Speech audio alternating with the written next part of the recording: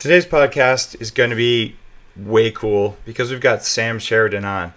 Sam was an amateur MMA fighter and an EMT, a wildland firefighter, cowboy, sailor, and a South Pole construction guy. So basically, he's pretty much an ass kicker. He also wrote A Fighter's Heart, one man's journey through the world of fighting and the fighter's mind inside the mental game. And his latest book, which I really love, is called The Disaster Diaries, How I Learned to Stop Worrying and Love the Apocalypse. And this book is awesome because he talks about hacking nervous system response to some of the craziest things out there. And I've intentionally pushed my nervous system, not as hard as Sam has, but in some of these ways. So this is going to just be an awesome conversation. Some of the stuff that we're going to talk about: attending stunt driving school, learning Filipino knife fighting, being in Cody London's Aboriginal Living Skills School, and stealing cars with gangbangers in LA. Personally, I think Las Vegas is better for that, but all right, Sam, we're good there. And he's going to talk about like the biochemical cocktail that your body produces during intense stress. By the way, losing millions of dollars creates exactly the same kind of stress that stealing a car does. I can tell you haven't done it. So I believe that. Before we get going, this is the first ever on our 50-something-ish Bulletproof podcast. This is my fourth podcast of the day. I'm brewing Bulletproof coffee during the actual interview. So I'm pouring boiling water on my coffee in a beaker because real coffee hackers use beakers. All right. In 4 minutes, you're going to see me pouring something, but our interview will not wait. It won't wait. All no, right. I had Joe Rogan made me your coffee, and it is amazing, man. It's fantastic. Oh, thanks, man. Joe's awesome. I love Joe. He's a total stud. And, Yeah, totally. I think he could probably kick both of our asses. Absolutely. And that coffee is delicious. I'll say that. Much appreciated. I'll make sure to send you some. And by the way, if you're listening to this, you've heard enough of my podcast. I'm not doing it to plug my coffee. If you listen to the podcast, you already know about the coffee. I'm just doing it because, honestly, this is my fourth or fifth podcast today, and I could use a boost. So My God, 4 podcasts and that's rough, bro. Dude, that's rough. That's I had a long food poisoning day. yesterday, so my schedule got all jacked, so my voice is a little hoarse because I've been throwing up all night. But, dude, I'm bulletproof. I can handle this. I guess so. All right, let's jump in on this, Sam. I'm so stoked. When I read your book, I thought about another one of my favorite books from a few years ago called Emergency by Neil Strauss. But what's different here is that you both kind of look at bad stuff that can happen in the world, but you looked really specifically at the neurological and biochemical response to it, which I thought was brilliant, versus just the sociological and sort of pushing yourself. And I think both of you guys arrive at a similar state where, like, you become more self-aware and more comfortable by pushing limits. But your biohacker way of thinking, even if you don't call yourself that, it definitely resonated with me enough that I'm like, I gotta have you on the show. Oh, cool. Well, that's great. I mean, I think, we're writing from different times, but certainly the zeitgeist is the same, which is, I think once you get into this kind of apocalyptic mindset, you start to, it starts to be a wormhole, and you start to chase your own tail into this. You start seeing the signs, and you start, you start looking around and thinking about, you play that what if game. What if the big one hits, and there's no end to that game, really. Oh yeah, I mean, I'm fully armed right now. Let me tell you. Exactly. Actually, I live in Canada. As fully armed as you're allowed to be up here really is like a crossbow, but hey, that's good enough. Hey, yeah, that'll work. So it's all about getting good hits. Exactly. You get it right there. I'm working on that still. Let's jump in on this, something that I didn't think you'd talk about in your book, but it turns out it was probably critical to it. And it's endurance training versus interval training. Like, you mentioned it, but you didn't really go in on that in the book. Like, what are the differences in the way you think about this when it comes to, like, surviving stress of any sort? Like, which is better, endurance versus interval? Why? Well, I mean, that's $1 million question. I sort of started thinking about the apocalypse from the kind of almost from a cartoon place of, like, Zombieland. Like, what are the rules of Zombieland? Like cardio, right? Cardio. And he's talking about sprinting. He's talking about, being able to sprint. And then once you get into kind of, a lot of athletic endeavors, we've been getting ruled by the sort of, the aerobic training for whatever, 20 years. And any trainer will tell you this. This is a favorite topic of trainers. But hold on. As I understand it, zombies prefer spandex. Is that true? I have no idea, man. Don't ask me those questions. No, I mean, it's listen, the zombie thing is viable. I think it's fun because it's, the Yeah. skills you need to survive a zombie attack are the same that would serve you well in other situations. So I think it's a fun, thought experiment. Um, but yeah, I got into what I decided to do was Olympic lifting training, which is, very explosive, 1 rep max, all that stuff, just because I hadn't done it. Yeah. And I didn't know much about it. And I think there is a lot of value there in terms of being safe and not getting hurt, which is, post-apocalyptically, getting hurt is a big problem. You know what I mean? Like getting surgery when there's no anesthesia is going to be a suck ball. So, I mean, I think you need to be aware of not getting injured is a huge issue. And Do you have the Civil War surgery manual on hand? I'm curious. Do you? no, I don't. I have. I do. There's no doctor though. I have. Well, there is no doctor and where there is no dentist and stuff Okay, like that. those similar books. So my wife's an emergency room physician, so I have Oh an wow. advantage. But I figure she never learned how to amputate without the stuff, so I bought the book for her for Christmas. Like how romantic, right? Nice. No, that's a lot. I mean, that's exactly what you need though, as an emergency room physician with Yeah. your wife. That's a great survival prep right there. That's a good thing for your bug out bag. Yeah, exactly. But so yeah, I mean, I think the short answer is you need to do both. I think aerobic long distance training gets poo-pooed a lot by all the CrossFit guys and a lot of people that sort of feel like you can get the same results by working out more intensely and faster.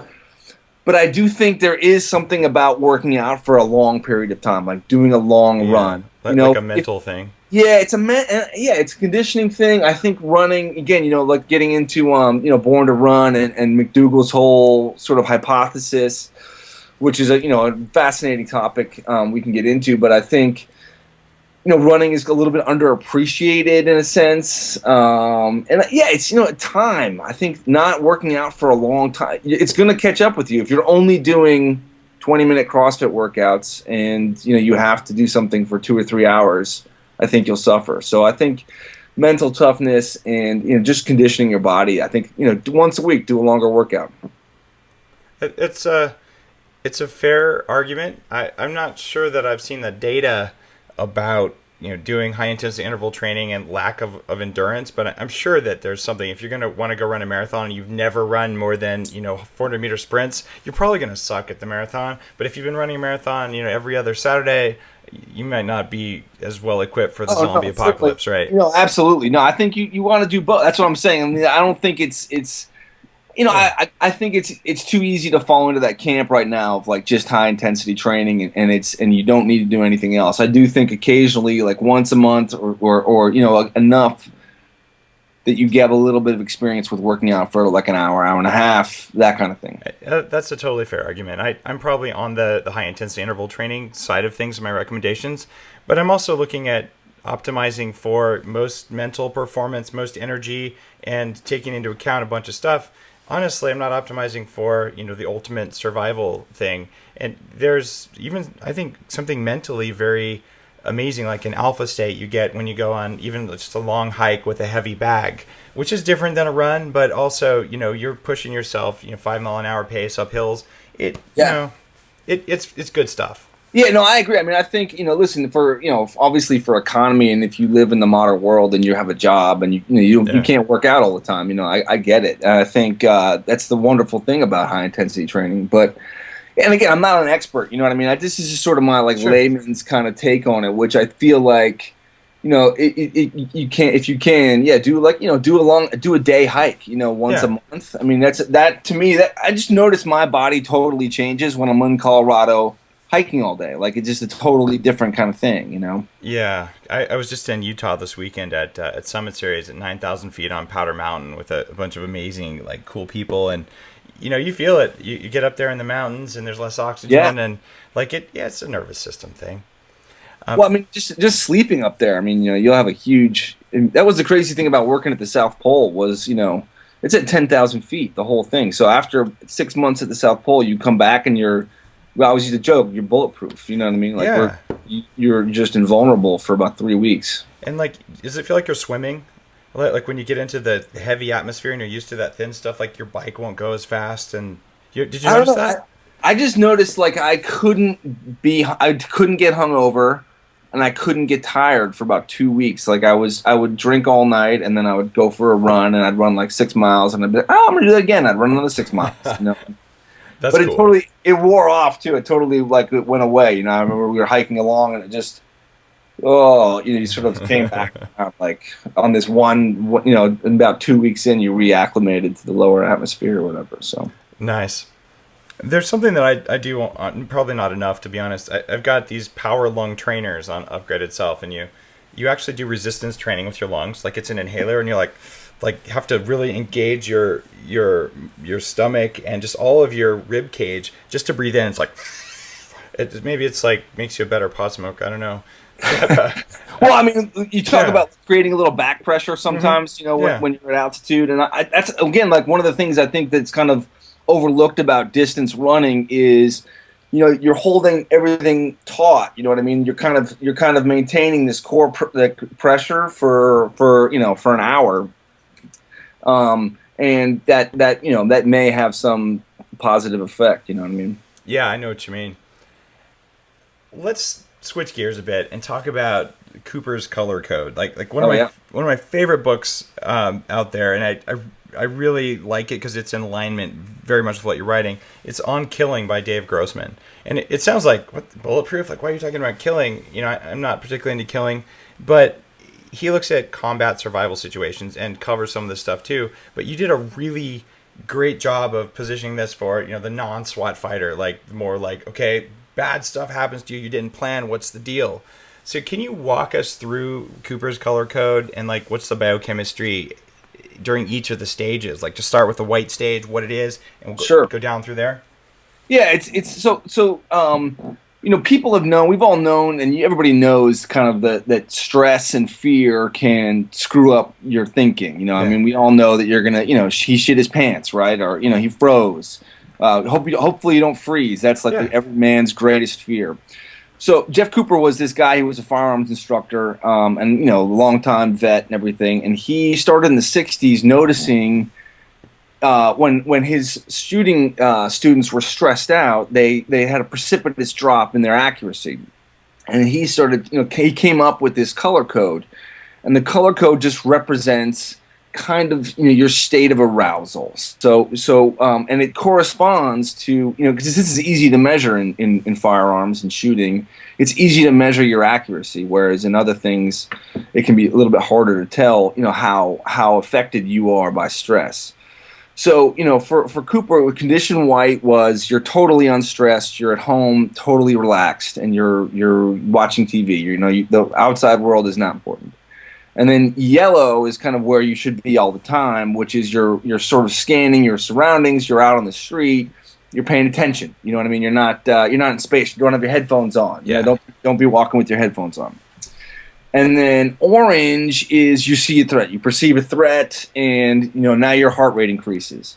And all this stuff right now still in the good range of kind of what it does to your fine motor skills, what it does to your push and pull, what it does to your cognitive abilities. But then we get into red, which is you're in a fight for Cooper, and then the Marine Corps came up with black, which is what they call a catastrophic breakdown of your mental abilities. And that's when you really get into freezing and all the other problems. And some of this stuff has an evolutionary component related to the predator issue, which comes from before we were humans. It comes from animals reacting to a big predator, which is freeze, because predators are drawn to movement, and even play dead, which is what mice will do, because if a predator's not hungry, it might not eat you right now. So there's behavioral looping. If a wolf is chewing on your arm and you're hitting him with a rock, just keep going, man. Just keep going. Just hope that until he lets go or you die. Those are your options, right? And that's fine. That's a good survival strategy. But for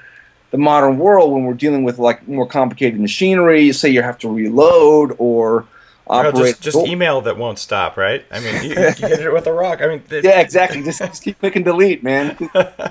But the story of guys get caught pushing on the wrong side of a door or a locked door, and that's called behavioral looping. That's all stuff that happens in condition black. So, for a lot of things, the arousal, you can get super deep, and I recommend a book by Jeff Wise called Extreme Fear.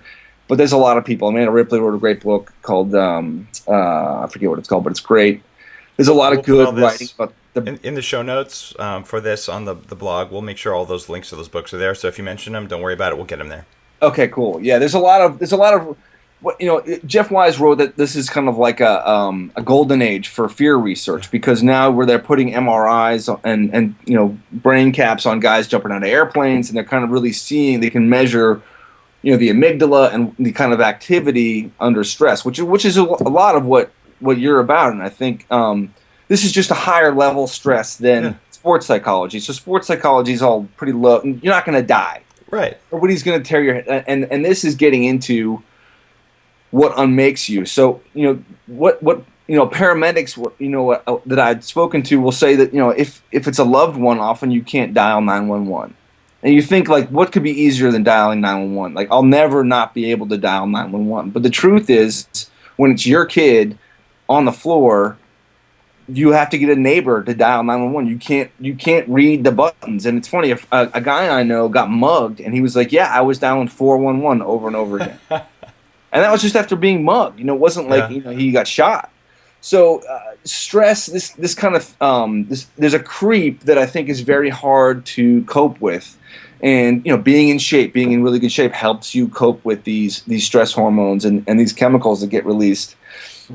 And then we can get into stress inoculation, the various schemes. That's something we totally need to talk about, because so many of the podcasting, we talk about hacking the nervous system, but never at the levels where you get the most activity and you can really see what you're made of are these kind of levels. And I didn't like what I found when I did some extreme stuff like this. And we'll get into that later. But let's talk about stress inoculation and how that affected you in your book and what you did. And let's talk about what it does biologically for normal people who aren't, South Pole, cowboy, ass kickers, No. See, here's the thing. That you're going about it all. I think you're saying you see what you're made of. But even your guy Grossman will say, Grossman wrote it on combat. He goes, you don't rise to the occasion. You sink to the level you're training, which was the military. So you just hadn't trained for what you were doing, and that's all it is. It's not about you're not a good man, or none of that. You know what I mean? It's really about what you're exposed to and what your experience is and what you've taught yourself to do, and which is again a huge part of what your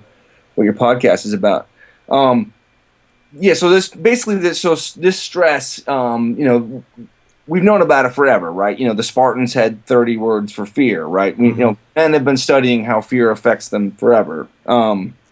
It's not a new science, but there's two sort of main ways to deal with stress inoculation, which is you can either train or you can have done it before. So experience or training. So those are the two ways you do it. Now you can also do something called combat breathing, which there's some efficacy there, which is, if you can't dial 911, if you can really control your breathing and bring yourself down out of condition red into condition orange. Yeah. And certainly snipers talk about doing that in combat situations. You have to make a hard shot. The heart rate variability training stuff that I do, like the inner balance sensor, that stuff, in my experience, I can pull myself out of one of those things pretty consciously now. And I know a few snipers do use that specifically. In fact, the military is starting to use heart rate variability training preventatively, because if you can do that to your nervous system, you don't get PTSD in combat. It's a huge thing, right? No, it's totally linked. So this condition black is linked to PTSD. That's called disassociation. It's what shrinks call disassociation. It's when you actually start to fragment memory and then you get all these problems later. But it's this extreme events where you think you're going to die leads you into condition black. You have all these problems in the moment, but you also have problems later because your memory is a mess and fragmented, and you stop being able to recognize yourself, and you can't understand the world, and that's a whole different ballpark. But absolutely, I would think the military would be totally down with this. And again, you're training this stuff, you probably have an advantage. I found that it's too, I can't do it. I think when you get into condition red and black, too late. You know what I mean? Later you can go, oh yeah, I fucked up, and should I not swear in this? Is that okay? It happens. We're not quite like the Rogan show here because we get listened to on the radio occasionally, but F-bombs happen. keep it under control. I'm There trying you to go. coast like a sailor, right? But you can actually, with like you're saying with training. But I find usually, and I think certainly with Condition Black, the problem is you don't know you're there. There's Yeah. no way for you to know you're there, that you're not thinking clearly. And the few times I've kind of been in there, it's later I knew, oh yeah, I was not thinking well, but at the time, that was the whole problem, is you're not thinking clearly. So I did this urban escape and evasion course a few years ago before I really had full control of my heart rate variability stuff. And this is one where they teach you how to pick handcuffs. There's some videos of me like trying to break out of zip ties and just completely trashing my wrists. They're all bloody and stuff, and climbing out of trunks of cars after I've been kidnapped. But the worst part was the final day. They hood you and handcuff you and kidnap you in a van. This was in Santa Monica. And then you like escape from the van by picking the handcuffs and running away. And then all day long, there's a dozen bounty hunters hunting you while you try and do missions, and you're putting on disguises and accessing cash things. It's like, very much how do you survive the apocalypse in an urban environment. Right. And like, oh my God, the decisions I made, like one time I saw like 3 people in a dark hat, and 2 of them are bounty hunters. One of them was the guy I want to talk to for my mission. And so I'm like hiding. I'm like, what do I do? And like standing behind the pizza place. And then one of the ex-military guys is in there with me. I just watch him. He puts on this bright red hat. He walks right up. And of course the bounty hunters chase him. So he runs away, goes through a store, tells him there's bad men chasing him, escapes out the back, goes back, gets the key. And I'm still standing there just going, I don't know what to do. Should I hide? Yeah, right. And, like, I realized my panic, my fear response had totally taken over. I wasn't thinking, and this guy was trained, and he just like sailed through it. And I was like, I kind of feel like a total wuss here. But it wasn't about wuss. It was about training, right, and awareness of my neurological state, which wasn't where I would have liked it to be. Yeah. So that's exactly it. So that guy had two advantages over you. He had the stress inoculation from training, and he had experience. He'd been. It wasn't his first rodeo, right? Exactly. He'd been in the stuff like this, and he knew kind of how to act. Where it's even one time. I remember I was a sailor for years, and I remember just hearing these guys doing distress calls, and they were at sea, and it was like a tail end of a hurricane, but it wasn't terrible. But it was just they hadn't been through it. You know what I mean? To them, it was like, oh, this is the end of the world. And there's water coming in, and we're going to, the boat is recovered floating. You were fine. You weren't going to die. But, they got in this jag where if they'd hung out for 6 hours, they would have been like, we were so scared. Ha ha. But they never got there. Right. And you have to live through that. And then oh, we're not going to die, And again, I think it's funny because I used to be, like you said, in MMA and stuff, and I wrote a book about the fighter's mind. And a huge part of mental toughness in fighting is understanding that lactic acid overload, which I think is what's great about CrossFit and certain high interval training, the mental toughness aspect, because you're sure you're going to die. I'm going to die if I don't stop. And then you don't die. And then when that feeling comes again, you go, oh, that's just a feeling. Like you become more like a Buddhist monk. You go, oh, pain's just an illusion, right? I know what that is. It's something I can deal with because I know I won't actually die. And I think that's a big part of experience. And just having seen it one time can really change your fear response. Mine changed after I did that training. And it's funny because one of the things you don't hear about with stress inoculation, except in a military kind of setting, is around sleep. So they do that stress inoculation around sleep. They wake you up at 2 a.m, make you go do things that no sane person has any right to do at 2 a.m, and then they mess with you. And most of us that are inner reptile and mammal, it's like, oh my God, I didn't get enough sleep, I'm going to die. And what I taught myself is, all right, I didn't get enough sleep, I'm not going to die. So I'm going to focus and perform at the level that I expect, and then I'm going to get more sleep later, and it's okay. And it's that same process for every single thing that messes with you that I've ever come across. You just have to train the inner Labrador in your head to like sit there and wait till the popcorn you're allowed to eat it. Whatever trick you're training it to do right now, it's all the same, and it's all stress inoculation based. Do you agree with that? I mean, that's kind of where I ended up with. Totally. I think, it's funny. I always talk about, people, and my wife and I would joke about this. People will be like, oh, having a baby was the hardest thing I ever did. And you're like, really? I mean, yeah, it's hard, but it's not that hard. I mean, it's not like, oh my God, you know what I mean? It's like, yeah, you don't get a lot of sleep for like 6 weeks or a month or 6 months or whatever. Listen, it's hard, but it's not, you're not, a lot of people do it. Let's just say that. A lot of people do it and it works out. So, and like getting context, like I met this woman once in a traditional Indian sweat lodge. And she's like, "Oh, I've hit rock bottom," and she was kind of whining. And I just looked at her. I don't know what came over me, and I said, "It looks like you've still got both legs." And she goes, "What?" And I said, "I don't think you've hit rock bottom because you still got." It's like it could be a lot worse. Take a deep breath. Ground yourself and realize like you got a lot going for you. Yeah, no, at all. And I think again, like understanding, that how much worse people have had it and how much worse people have made it through. Yeah. You get your pride involved a little bit. You know what I mean? Which is like, man, don't be a baby. Like a lot of guys have come through a lot worse.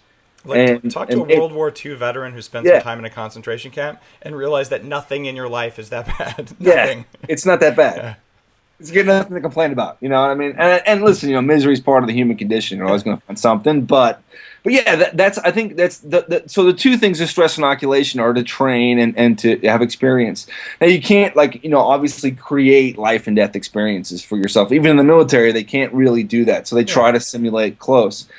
The one thing I think was really interesting about training and was in Grossman's book on combat was, that your training has a very direct correlation to how you react. So it's not just about how you train, it's how well you train, like how smartly you train. The apocryphal story I always think of was there was two cops who used to train disarms, and they'd train with each other. They were partners. They trained disarms all the time, and they would disarm it and then hand the gun back, and then you disarm me and I disarm you. And one cop was in a convenience store, came around the corner, and the robber had the gun to him. He disarmed the robber and handed the gun back to the guy. Because that's what he trained to do. And under stress, you do what you train to do. So it's like every repetition has got to be as good as you can make it. Mm-hmm. That's the thing to think about in training. Because if you're doing a lot of cruddy repetitions, my friend Tiger would say you reach into your backpack and you pull one out at random. And it might be a good rep, but it might be a bad rep if you're doing a lot of bad ones, and you want to try to mitigate that. A lot of people listen to this podcast, and some of the quantified self people, they're very cognitive focused. So you get this idea that you can choose and be very conscious about all the things you're doing. And what I found is the more I work on improving my conscious awareness, the more I realize that the vast majority of behaviors are programmed and they happen before I have a chance to think about them. So you walk around the corner, there's a guy with a gun. In this situation you just said, he didn't think, there's a gun, I wonder which technique I should use. It was like, bam, and the guy, the gun's out of the guy's hand. And it's that automated response. When it's programmed wrong, like, you will do stupid stuff and you'll be frustrated forever until you reprogram the skill that underlies your conscious awareness of it. Yeah, I couldn't agree more. I mean, I think, listen, I don't think we'd choose almost anything. I think the idea that man is a rational actor is almost absurd. I think you justify your emotional choice. Wasn't Kahneman the economist who won a Nobel Prize for showing that all these businessmen basically you just make emotional decisions. The stock market's up when it's sunny and down when it's rainy. You know what I mean? It's like you don't choose almost anything. I think you react emotionally and then you try and justify it and try to figure it out. But again, this guy handed the gun back to a crook, because he had trained that, and that's that kind of thing is common. They found, guys they used to pick up brass. They'd find them after gunfights. They'd have brass in their pockets. Oh, that's during the fight, they were picking up brass off the floor, because that's what they trained to do. So there's certainly, you have to train in an intelligent way, and train as with the kind of live action. And there's again, like you talk about the Filipino knife fighting, there's danger in training too much in certain ways. Like we're training with padded sticks too much. Mm-hmm. After a while, you start not being afraid of the stick. So you're just going to grab it, or you're going to do something that's not safe and that you wouldn't be able to do if that was a real stick or that was a knife. So there's you got to kind of control for that stuff.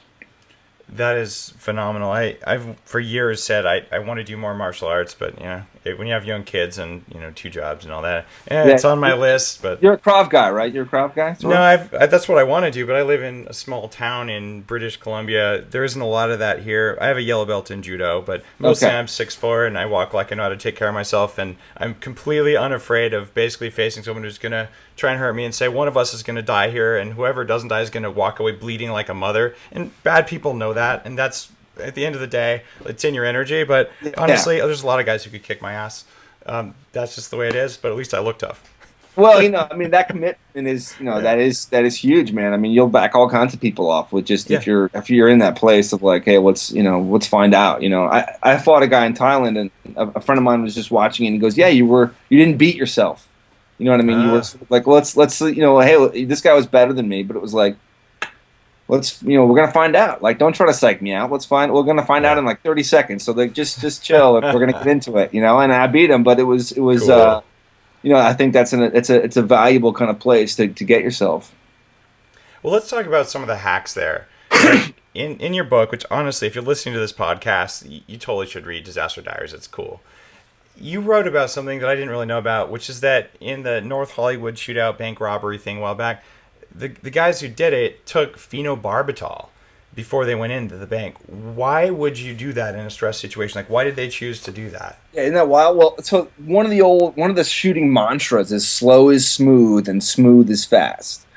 Because always when you're manipulating firearms, you start getting ahead of yourself. So you start trying to reload and then you screw it up and you have to slow down and start from the beginning. So if you can be slow, you can be smooth, and if you can be smooth, you can be fast. And those guys taking the phenobarbital,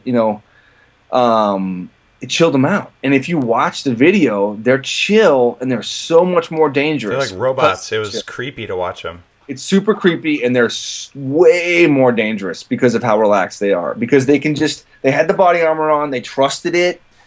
And they were just gonna do their thing, man. And like, you got to stop me. And it's really interesting to think about. It's talking about trying to hack yourself. If you can, put yourself in that kind of place when you're doing something high stress, you'll do better, for sure. So let's talk about that for a minute. How would you go about using nutrition and maybe not phenobarbital to do that?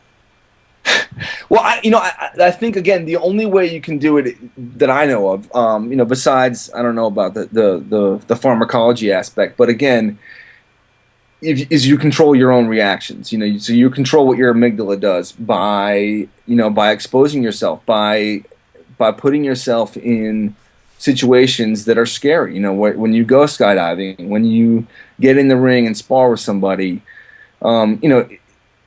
certainly, the more fights you have, the more dangerous you get, just because you have the experience, right? You beat yourself. Usually, I know guys who couldn't punch their first fight. They were so nervous they couldn't punch. They could just kick and run around. And certainly I'm not like a cold, savvy, blue-eyed veteran, but I know a little bit, and I've been in with enough guys that like I can do a few things and. I know how much better I'd be if I had more fights. You know what I mean? And so I think there is some crossover, of stress inoculation. It's not direct. So like, a guy who's say like a firefighter is going to do better in a high stress situation than say a civilian. And you can play the thought experiments. You can run scenarios in your head, have a plan, and have something that you're going to do. If there's a common scenario. Like when we used to work around helicopters, you'd always know your outs because helicopters go wrong all the time, especially in wildland firefighting. It's just scary, right? There's wind and you're in trees and they're landing and taking off, a lot of moving parts, and so whenever you're around them, you always kind of knew like, well, if anything goes wrong, I'm jumping down there and behind that rock. And then the minute that's where you're going. Like you've only got one thing you're going to do, and I know the Marine Corps.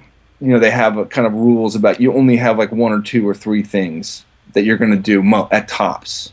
Mm-hmm. And anything more than that, you get hung up in decision-making trees and it doesn't work. It's not fast. So you just have a few sort of simple, reaction type things. I'm not really sure about like the pharmacology. I mean, again, like what you're already doing, which is getting your rest. I mean, it's huge. It's hugely important. They show again and again you're much more susceptible to these kind of catastrophic breakdowns if you're already exhausted.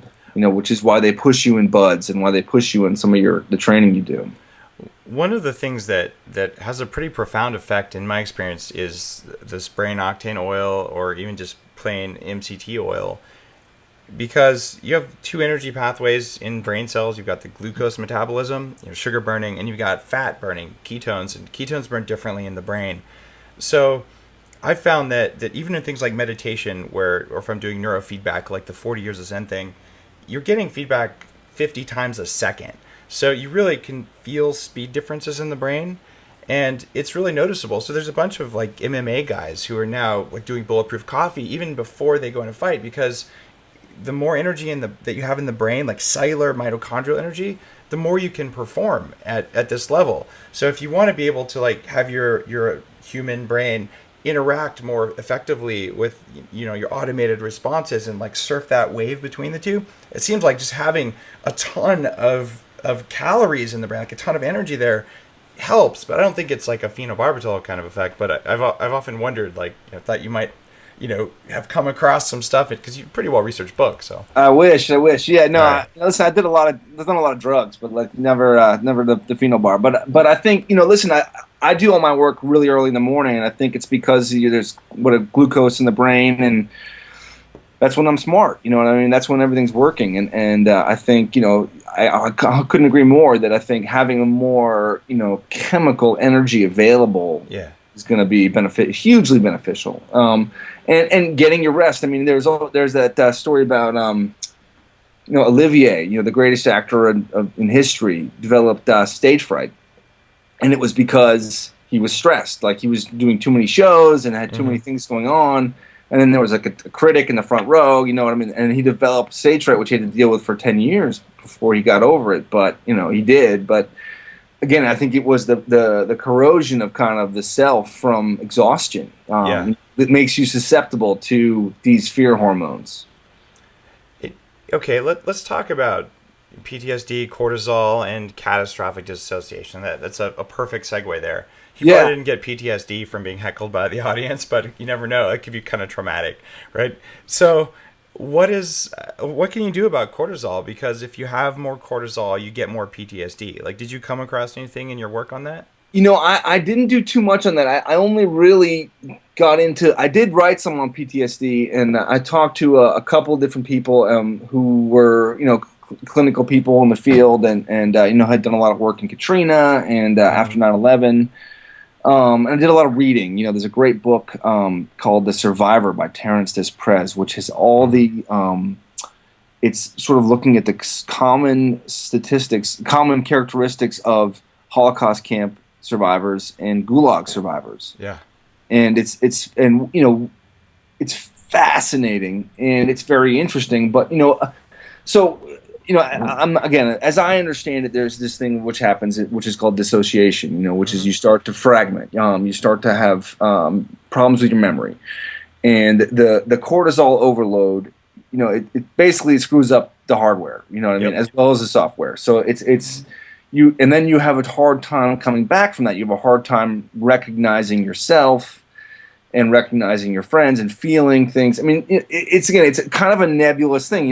This guy, I always think of it as like, it's kind of like what you use to explain what you can't explain, which is like, there's a guy, he's got a great job, he's got friends, he's got a wife, or he's got a fiance, and then he almost dies. And 2 years later, he's got no job, no friends, his fiance hates him. You know what I mean? It's like, it's what happens to him. It's not really clear exactly, but something obviously, is happening to the guy, and he's not able to move forward. And certainly, what happens to combat veterans, and what happens to kids who grew up in the terrible urban gang situations. They're constantly bathing in these stress hormones, and it's screwing up their software.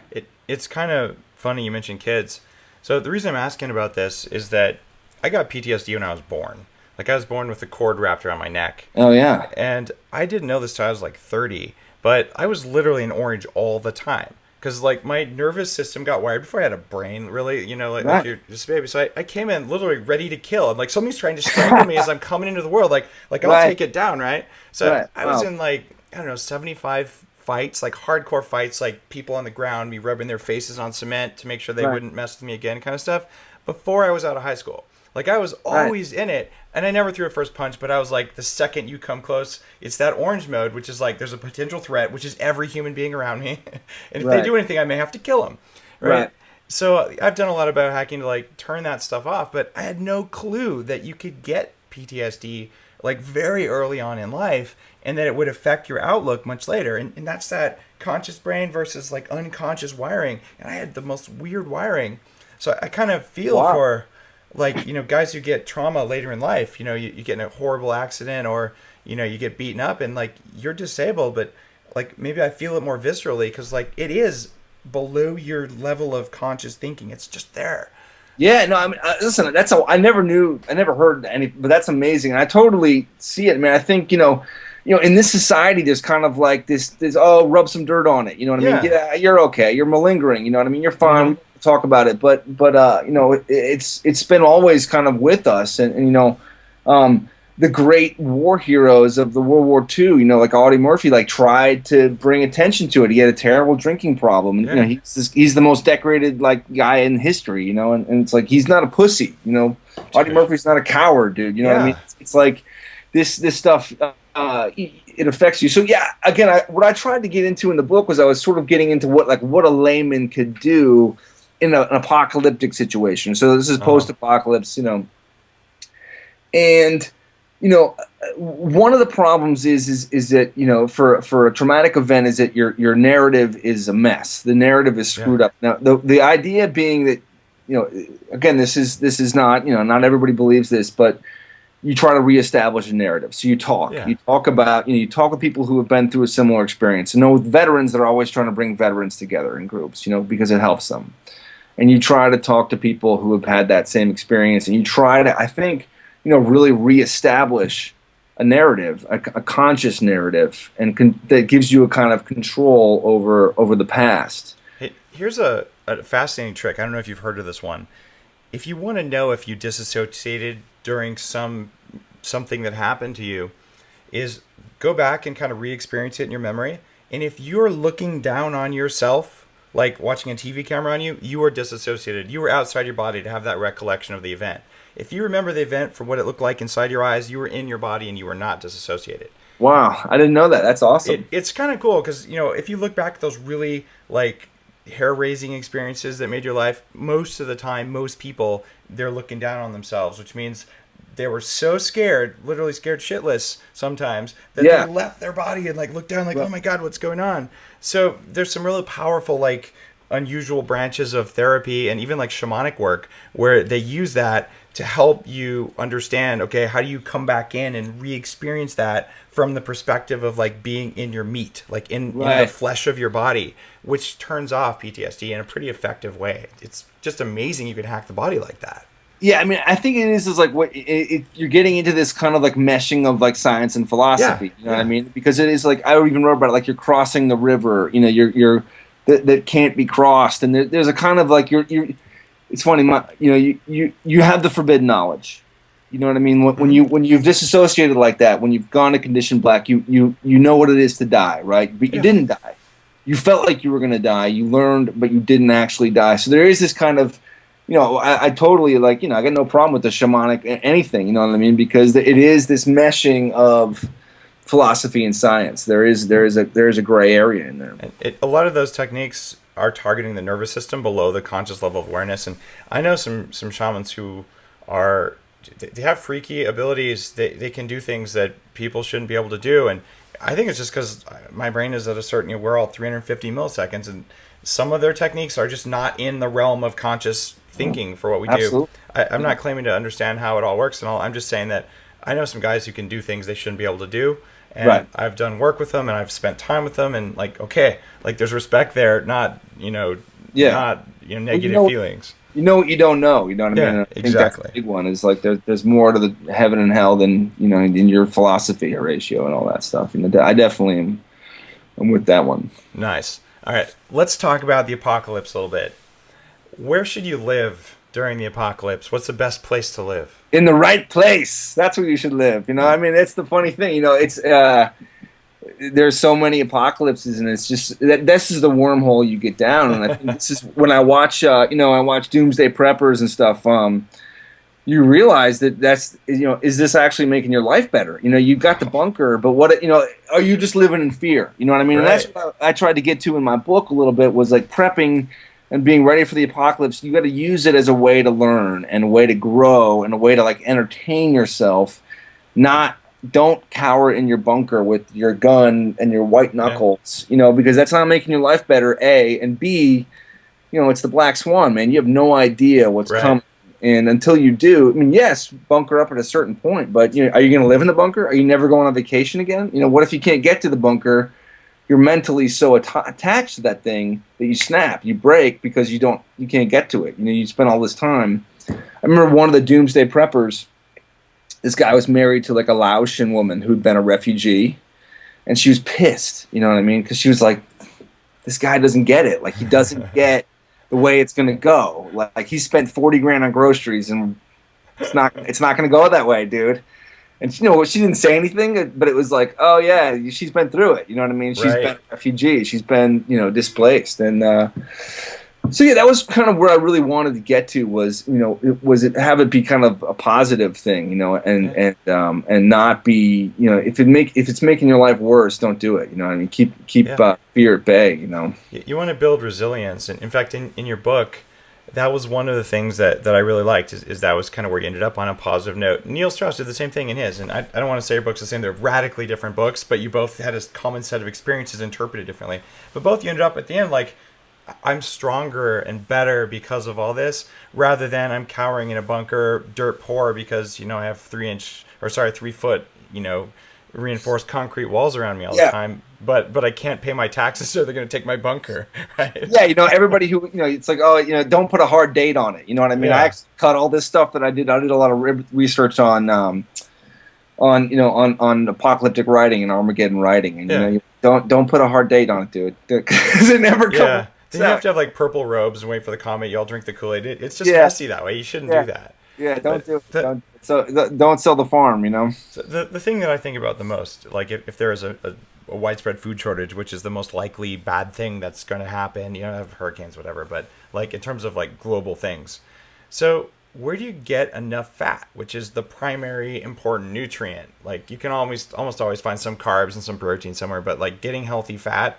Like, any thoughts on that? No, I mean, listen, that's the trick of all survival. Protein is an ephemeral resource, meat and fat, and that's what allows us to be human. There's a great book called The Evolution of the Human Head, and you kind of get into what the modern evolution sort of theory on diet and how our intestines changed, and it's getting those fats, that allowed us to kind of have these huge brains that are such a metabolic draw.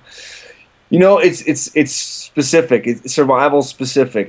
There's no way to kind of give you. There's no answer. There's no pat answer. Yeah, have a jar of peanut butter.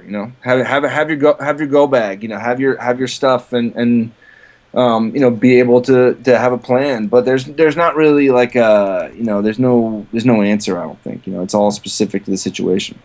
It is indeed. I think my biggest fear is a butter apocalypse, where there's no source of grass-fed butter anymore, and I have to render my neighbors. I don't know what's going to happen here, but like I got to get my fat. So. It's hell, man. It's hell. It's a nightmare.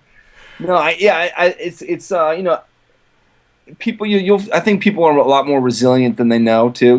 People live through again all kinds of hell, and they make it, and they eat their shoes, and they eat each other, and they keep going. It would be interesting to see. It was a really fun book to write, very scary at times. It was sort of terrifying at times because, you start to get into some of this stuff and you realize how bad it could be. But again, the trick is not to let it go there, not to let it stay there, kind of, try to temper it. That's amazing advice. We're running out of time, but there's a question that I ask all the guests on the show. Based on everything, all the stuff you've done, not just your books or anything else, the top 3 things that you've learned that people should know to be more resilient, to basically kick more ass. Yeah, I think the top 3 things I'm gonna say just is drink more coffee. I love you, man. Oh, sorry. drink wine, and drink scotch. Those are my 3 things. I have not heard those ones before. Well, I think it's easy to get into kind of like, oh, do this and do that. But really, my New Year's resolution for the last 2 years has been to drink more with my friends because, it's too easy for us to get into this habit of like, oh, I can't drink, I got to work and I got to write in my brain. And you know what? You gotta just drink some wine with your friends, and then occasionally you gotta get a little crazy and drink some scotch, and all things in moderation, even moderation, right? Love it. Love it. That's awesome. Man, it's been amazing, Sam. Thank you so much. Tell me, give me your URLs. Where can people find more? Where can they follow you on Twitter? Where can they find your book, with your blogs, all that kind of stuff? I'm like the worst Twitter in the world. Fighter's Mind is my Twitter handle. The book is called Disaster Diaries, and then I've got 2 other books: A Fighter's Heart and The Fighter's Mind. And those are all over the place. And I have a website, worldismadeoffire.com. Lovely domain. Something like that. I'm a Luddite. But yeah, get in touch with me. I'm on Facebook. I'm around, man. It's all good. We'll make sure to put links to your Facebook and everything else on the show notes. So come by, check it out. And thanks again. What a fascinating conversation. Really appreciate it, Sam. Well, I appreciate you doing what you do, man. So good luck with it. All right. Stay bulletproof. All right, I will. I'll do my best. Thanks a lot. 5 to 6 meals a day. If you're an average person eating that, what that's doing more than anything is actually keeping your insulin levels elevated all day long. And that's a problem because the more often your insulin levels are elevated and insulin circulating in your blood, your cells eventually will become immune to insulin. And that's how we develop insulin sensitivity. See the head of foam that's formed on it? This is similar to what you get with a latte. There are actually little bubbles still coming to the surface, just like a freshly steamed latte.